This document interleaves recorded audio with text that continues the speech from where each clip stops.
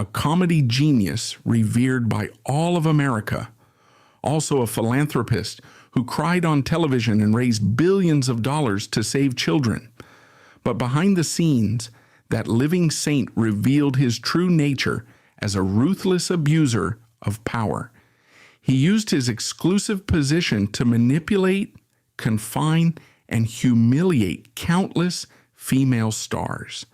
These crimes were only exposed when he was already dead. What is the real story behind the collapse of this great icon?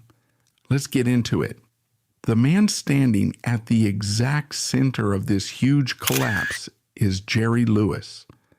Today, the modern audience might simply recognize that name as a classic comedian from a bygone era. But you have to look at his actual historical footprint to grasp the sheer scale of his influence. In the 1960s, Jerry Lewis was not just a successful movie star. He was an undeniable cultural institution. He was standing on the very same pedestal of global fame as Frank Sinatra and Elvis Presley. When Frank Sinatra sang, the crowds went wild. When Elvis Presley performed, the entire culture shifted. But when Jerry Lewis released a movie, entire families across America flocked to the theaters. He was the undisputed king of the box office. He built a vast empire on a precise, carefully crafted public persona. He played the lovable, goofy, innocent man who just wanted to make people laugh. The public saw him as the ultimate symbol of family-friendly entertainment and pure, harmless joy. The financial power he wielded behind that goofy smile was undeniably staggering.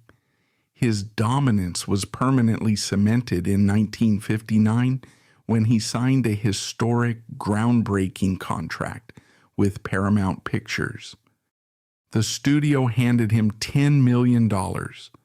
You have to look at what $10 million actually represented in 1959. It was an astronomical, unprecedented amount of money in the entertainment business. It was not just a heavy paycheck, it was a total transfer of supreme power.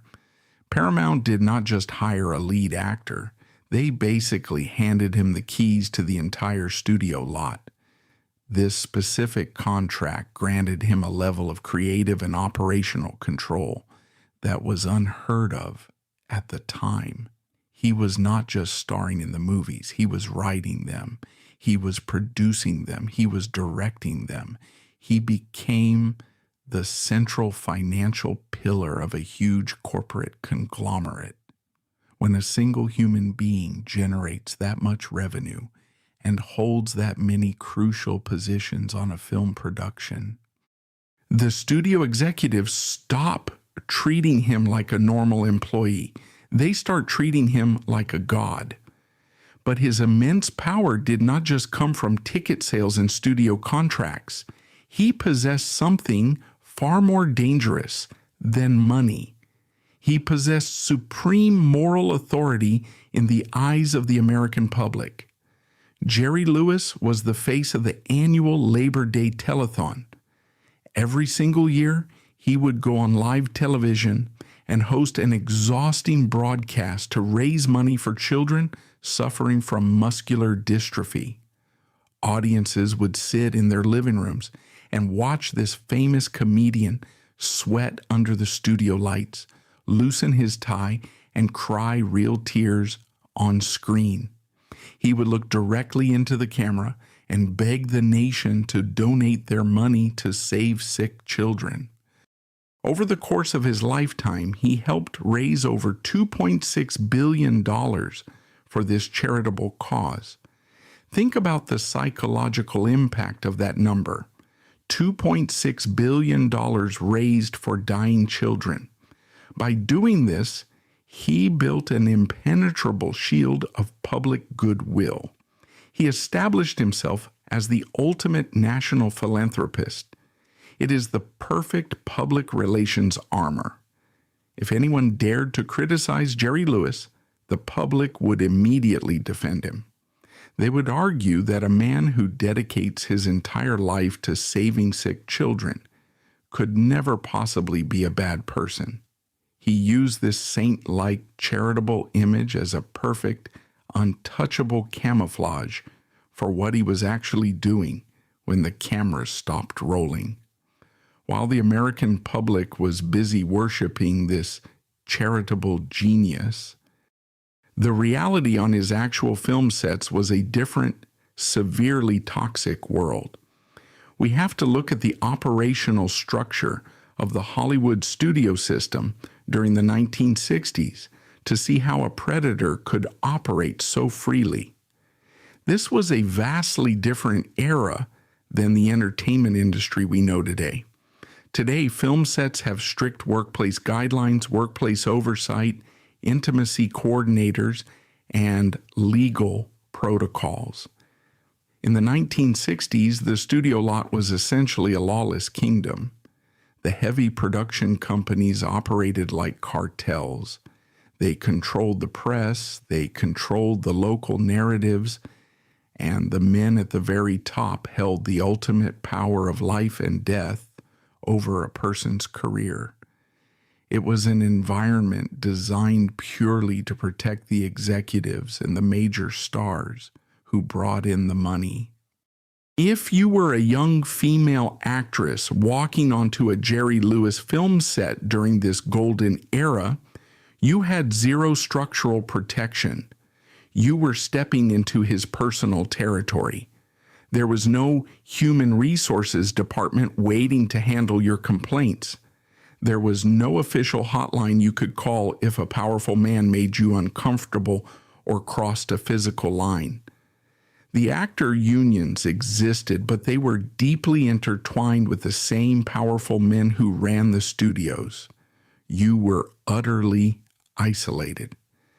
Imagine the precise psychological trap these women were walking into. If the star of the movie behaves inappropriately, who do you report it to? You cannot complain to the director because Jerry Lewis is the director.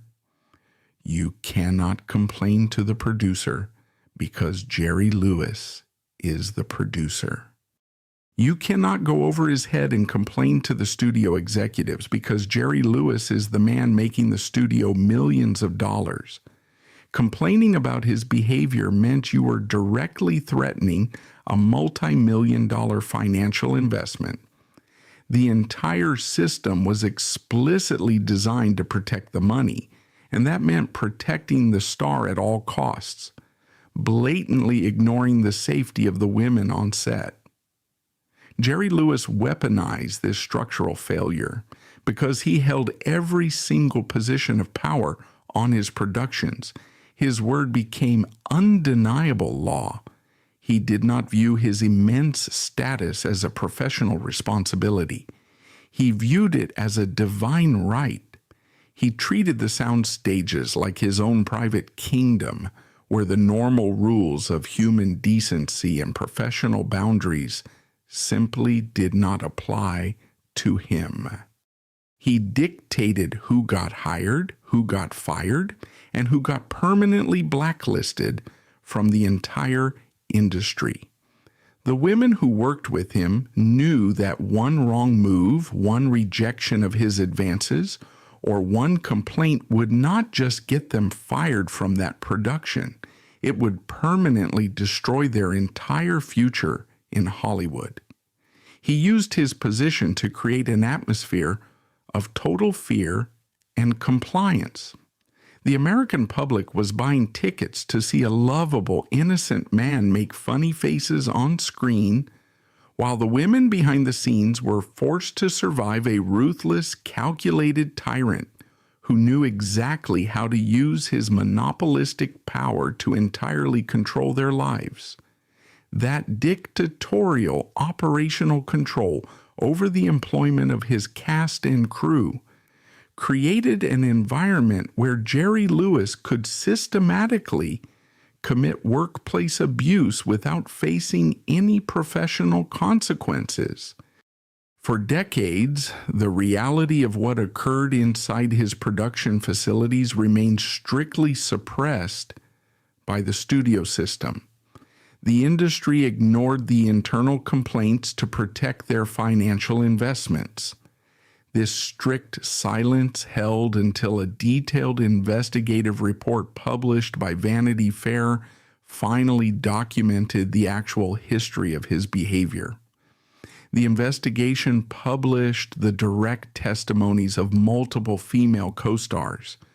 These women detailed a repetitive structural pattern of sexual misconduct and workplace harassment. When you read the detailed accounts of these incidents, you do not see a comedian.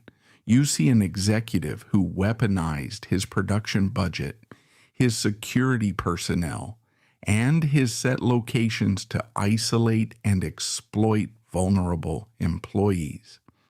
Let us examine the exact sequence of events that took place in 1961 during the production of the film The Ladies' Man.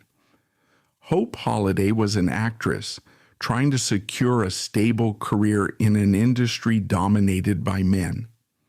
Getting a supporting role in a major Jerry Lewis production was a significant career advancement.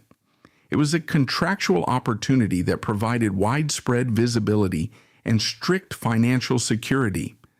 But that employment contract came with a terrifying occupational hazard. On a standard shooting day during working hours, Holliday was instructed to report to his private dressing room. You have to understand the spatial layout of a major film set in the 1960s. The star's dressing room is not a public space. It is a strictly controlled office located directly on the soundstage. When the director and lead producer orders you to report to his office, you are professionally obligated to comply. You cannot refuse a direct meeting with your employer. She walked into his private space. She later stated that the room was painted in aggressive shades of red and yellow. The moment she crossed the threshold, the professional boundary was erased. Lewis did not sit at his desk to discuss the script. He did not provide any acting directions for the upcoming scene. Instead, he immediately walked to the heavy door and engaged the deadbolt. Listen to the raw reality of that action. The heavy metallic click of a locking mechanism on a busy film set. Hundreds of paid crew members are working right outside in the hallway. Lighting technicians are running cables, camera operators are adjusting lenses, and assistant directors are coordinating schedules. But inside that locked room, a young employee is suddenly and entirely cut off from the production crew. She is physically confined inside a room with the man who controls her employment contract. Once the door was locked, Lewis initiated the harassment. He began making severely explicit, uninvited comments directly targeting her body. He spoke to her merely as an object, ignoring her status as a hired professional. As Holliday stood there, paralyzed by the sudden shift in his behavior, Lewis reached down and unzipped his pants.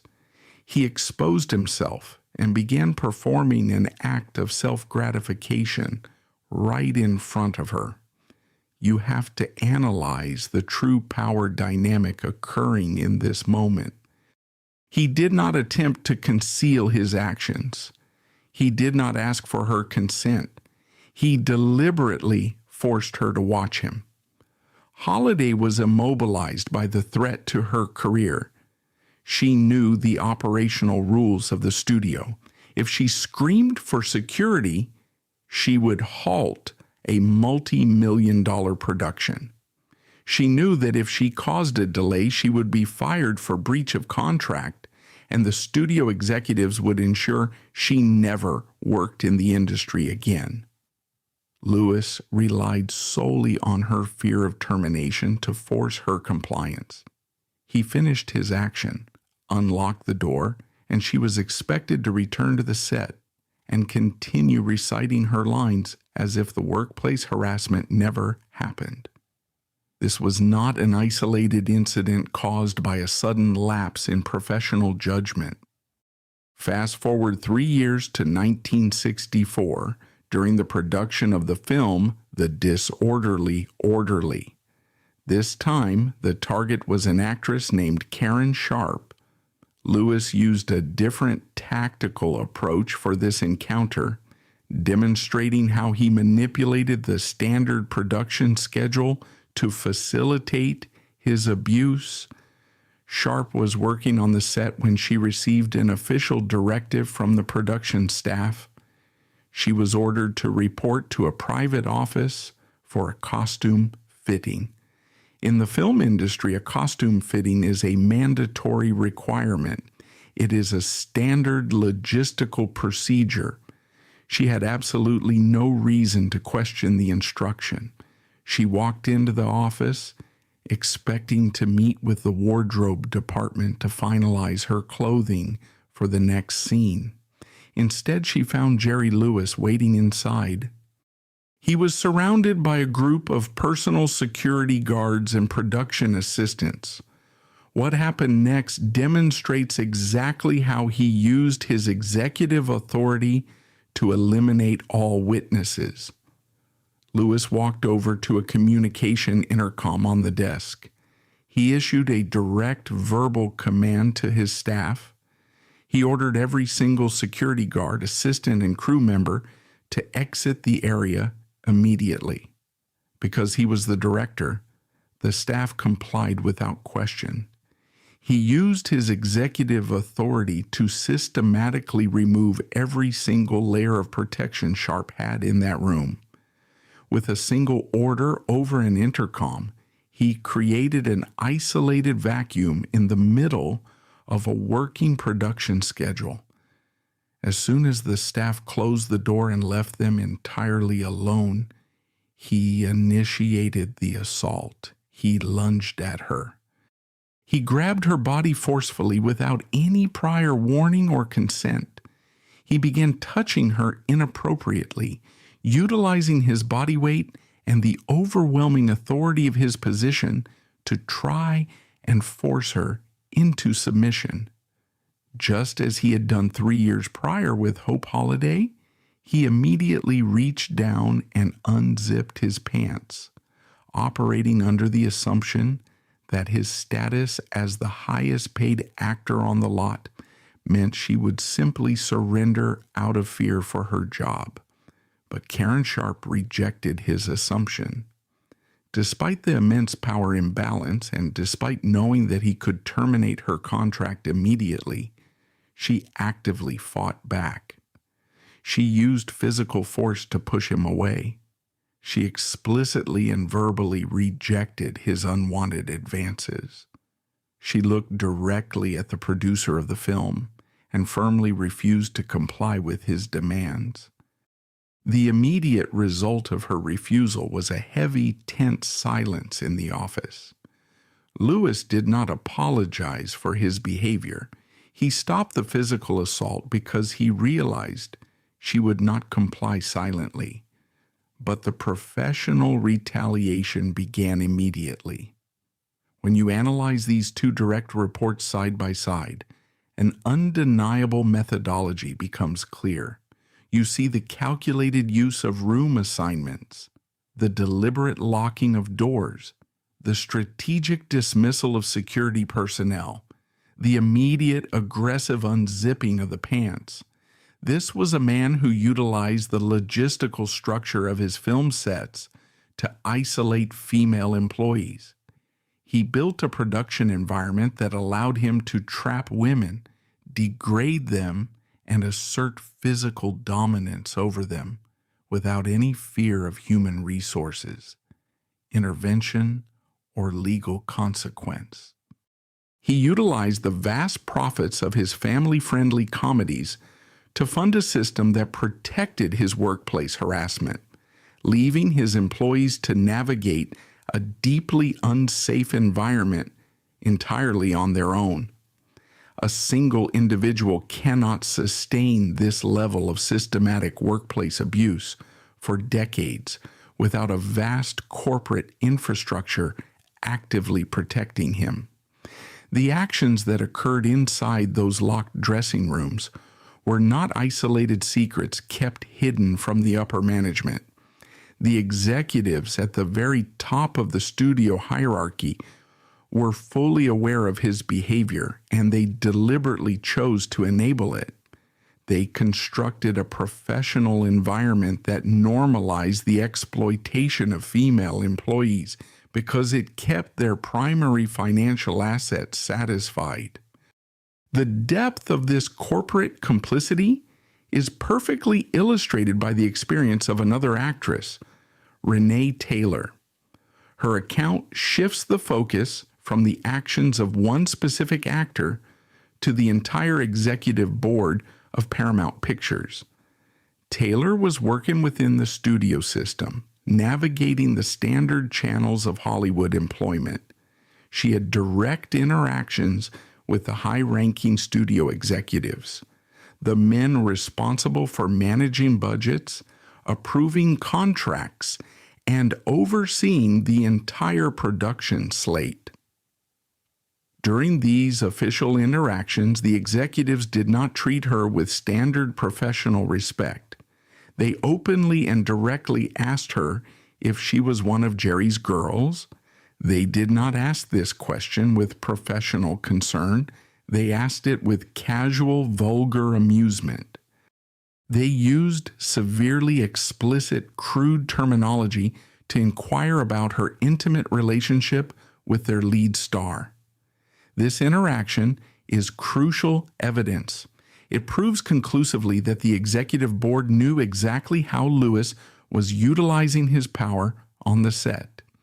They did not view his continuous harassment of female employees as a legal liability or a moral failure. They viewed the women working on their lots as an unofficial fringe benefit, a standard perk provided to their highest paid employee to ensure he continued generating box office revenue. The studio system effectively institutionalized the abuse. They transformed working actresses into collateral damage, sacrificing their safety and their careers simply to maintain the profitability of their comedy star. This total corporate protection created an extreme narcissistic delusion in his mind. He operated under the strict belief that no one in the world could ever tell him no. But as we documented in the previous incident, Karen Sharp did precisely that. She firmly rejected his physical demands inside that locked office. You have to analyze the immediate psychological reaction of a man who possesses unchecked power when he finally encounters direct defiance. He did not experience guilt. He experienced intense, blinding rage. He had never been rejected before, and her refusal was a direct threat to his carefully constructed reality of total dominance. He immediately sought to destroy her career in retaliation, but he encountered a strict legal obstacle. Sharp was not a background extra.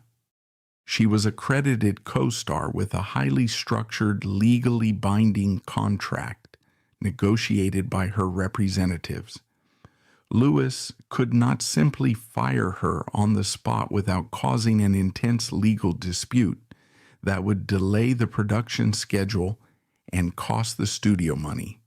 Because he could not terminate her contract legally, he decided to utilize his total logistical control over the production environment to systematically destroy her psychological state. He initiated a calculated campaign of extreme workplace isolation. This is often referred to in organizational psychology as cold violence. It is a methodical approach of psychological warfare designed to entirely break an individual's mental endurance without ever throwing a literal punch. Lewis utilized his executive authority to issue a direct, non-negotiable mandate to the entire film crew. He informed every single camera operator, lighting technician, makeup artist, and production assistant that they were strictly forbidden from speaking to Karen Sharp. He attached a severe financial threat to this order. If he caught any crew member acknowledging her existence, speaking a single word to her, or offering her basic professional courtesy, he would personally ensure they were heavily fined or immediately fired from the production. Imagine the crushing reality of that working environment. Sharp had to arrive at the studio lot every single morning for a 12-hour shift. She would walk onto a huge crowded sound stage filled with hundreds of people, and every single person would actively ignore her. When she walked down a hallway, the crew would physically turn their backs to avoid eye contact. When she sat in her designated chair between camera setups, she sat in mandated silence. She was systematically erased from the social structure of the workplace.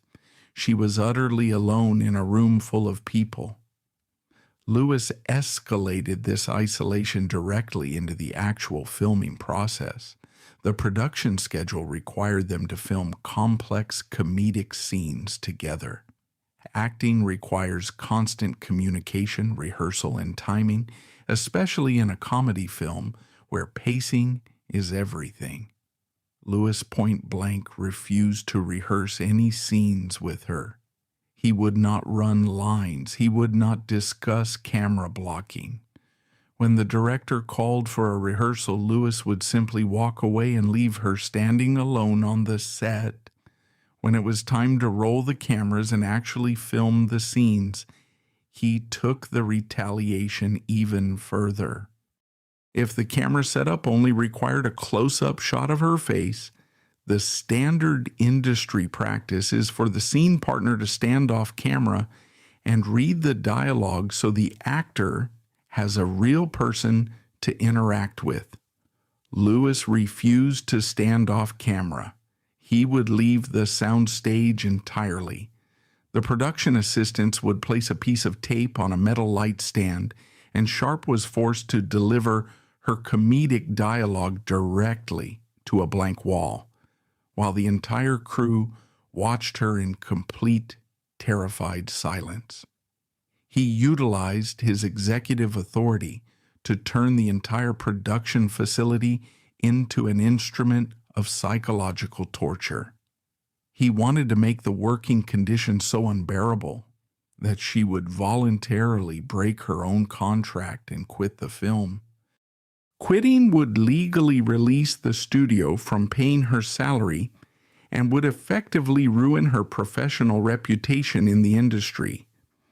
She would be labeled by the studio executives as difficult and unprofessional, while he would remain blameless.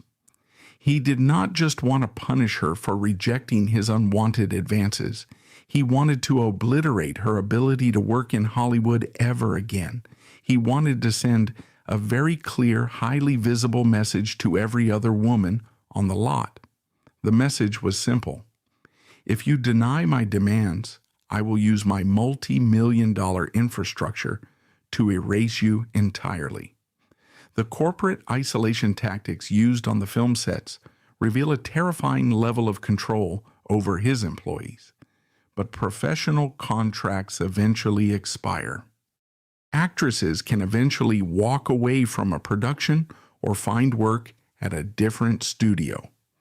But what happens when that very same level of calculated cruelty is brought inside a private home? The public firmly believed Jerry Lewis was the ultimate family man. He sold this image to the American public for decades. He built an entire global brand on being a wholesome, caring father figure. But when you strip away the studio protection and look directly at his domestic life, you find a reality that is far more chilling than his workplace offenses. The ruthless behavior he displayed on the sound stages was not just a professional strategy to maintain his career. It was his actual baseline personality. Look at his marriage to Patty Palmer. They were married for 36 years. In the eyes of the media and the public, they were a standard, stable Hollywood couple. They had 6 sons together. But behind the closed doors of their private estate, the marriage was a continuous cycle of disrespect and degradation. Lewis treated his marital vows with the very same disregard he showed to professional boundaries on his film sets. He engaged in rampant, unchecked infidelity for decades. He did not even try to hide his affairs from the industry insiders.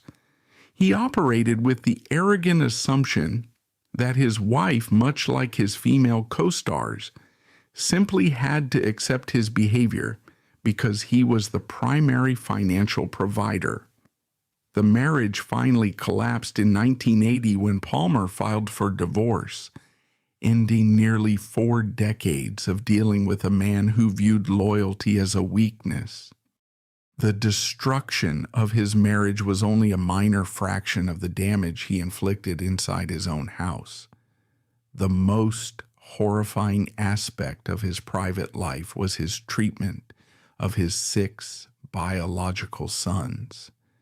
You have to remember the public image that made him an untouchable American saint.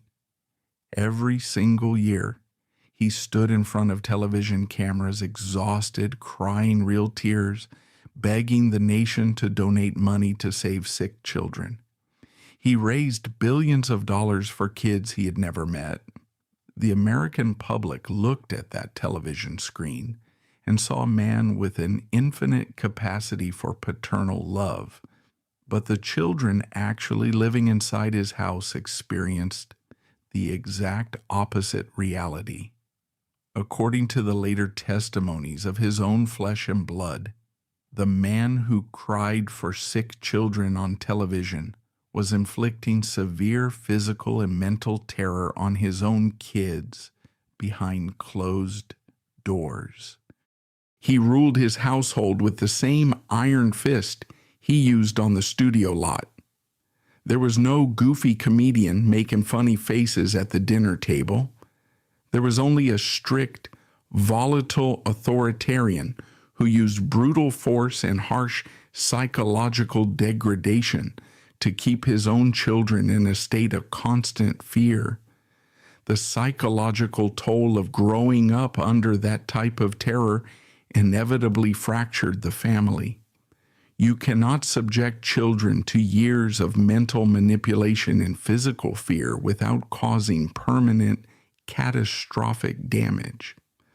The eldest son, Gary, eventually broke the silence regarding the reality of his childhood. He did not mince words to protect his father's legacy. Gary publicly went on the record and explicitly described his father as a cruel and evil man. Think about the gravity of those words coming from a son.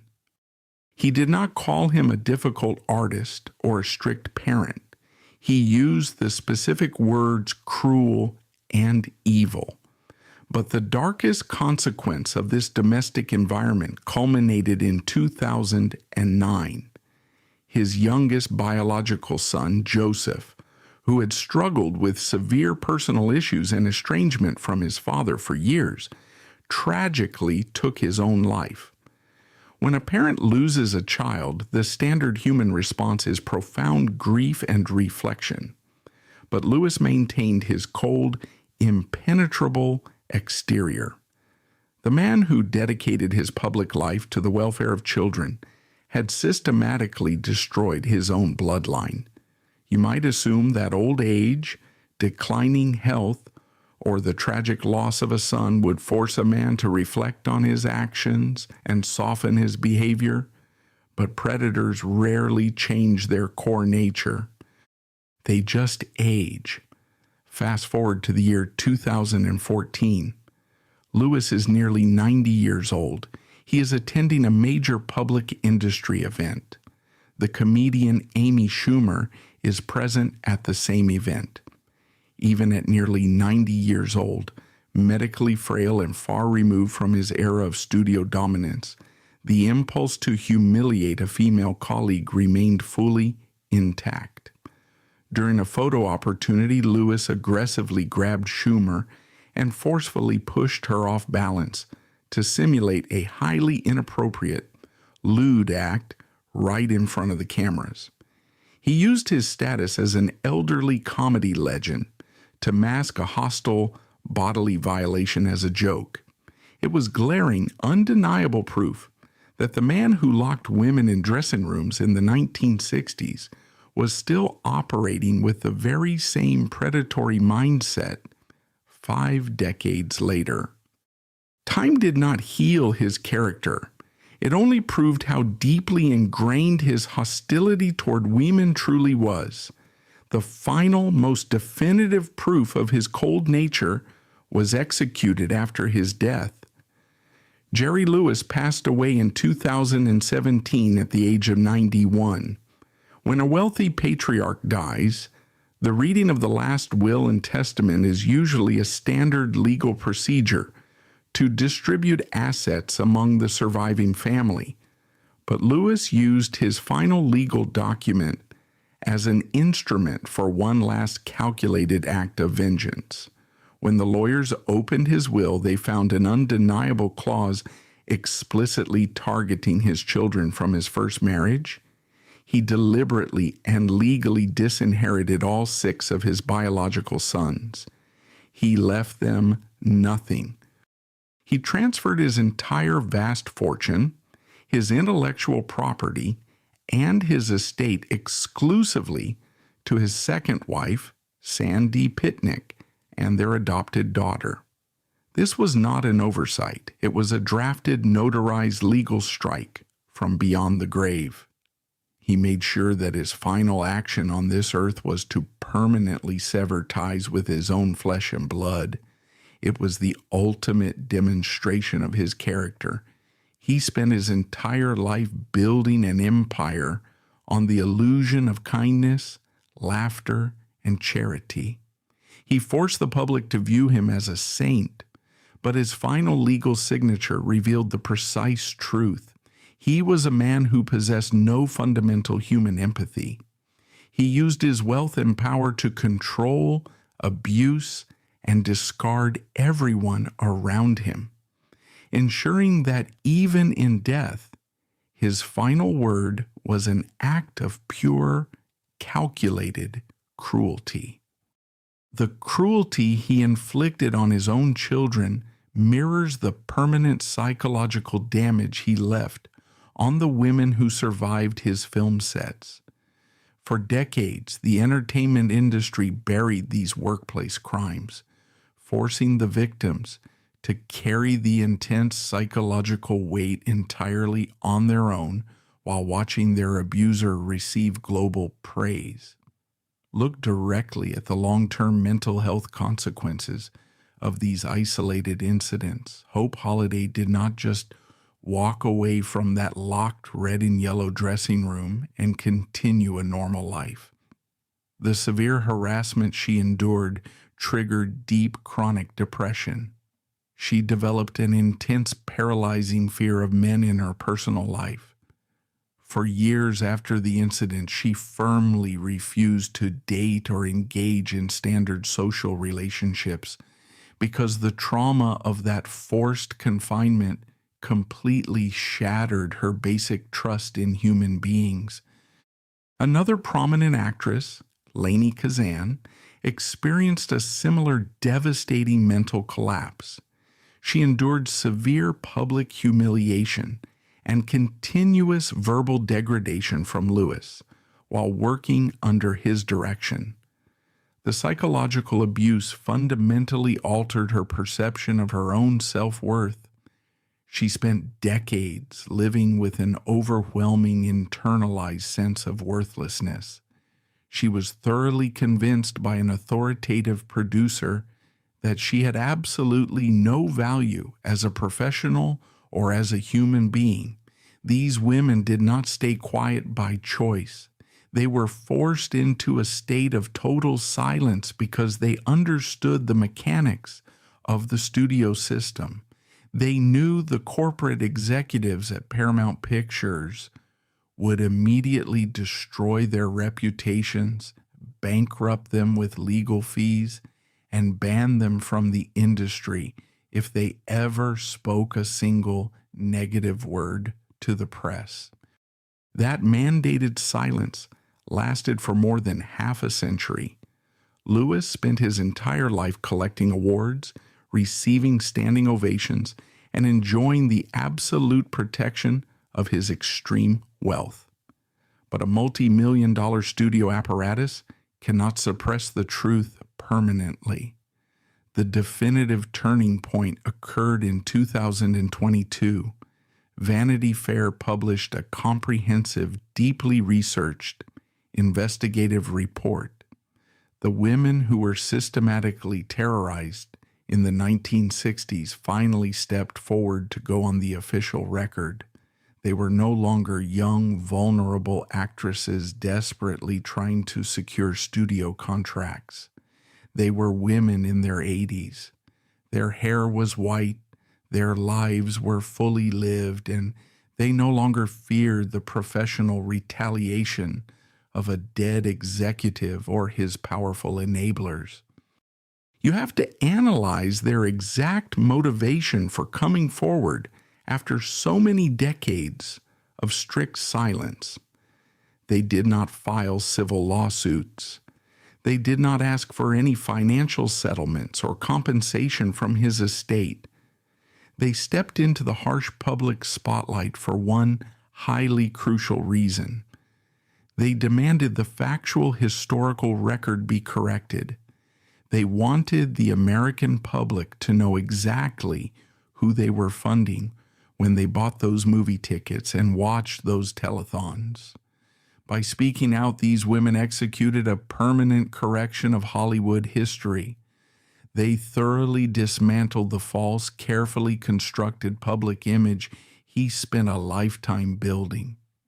Their testimonies serve as a documented warning to the entertainment industry. They proved that no amount of box office revenue, no amount of corporate protection, and no amount of public charity can permanently silence the victims of severe workplace abuse.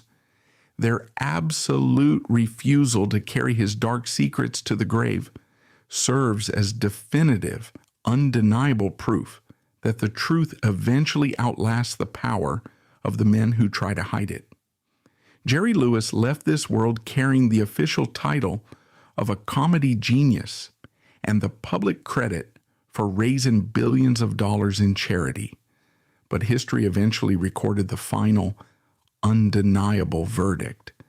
Because of the harsh truth that finally came out in 2022, his once untouchable legacy is permanently tarnished. This immense scandal serves as a direct, heavy hit against the extreme power delusion that actively protects top-tier entertainers. The industry operates under a highly dangerous assumption that generating vast business revenue gives a famous person the divine right to destroy the vulnerable people working beneath them. But the strict reality is that no amount of bright studio lights, no amount of global box office success, and no amount of highly publicized philanthropy can ever whitewash a fundamentally toxic character. The modern audience has learned a very harsh, bitter lesson from his case file.